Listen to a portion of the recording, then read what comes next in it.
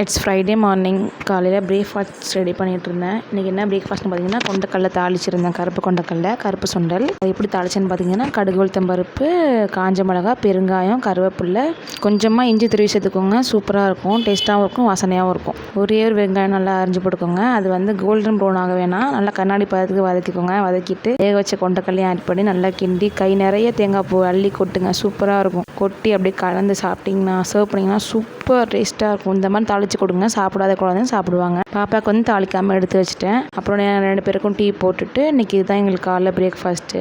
டீயோடு சேர்த்து இதையும் சாப்பிட்டோம். மணி இப்போவே ஒரு 9:30 ஆகிடுச்சு. அதுக்கப்புறம் தம்பிக்கும் பாப்பாவுக்கும் பழைய சாதம் தான் கொடுத்துருந்தேன். பாப்பாவுக்கு கஞ்சா அடித்து கொடுத்தேன். தம்பிக்கு லைட்டாக அடிச்சுட்டு ஊட்டி விட்டுருந்தேன்.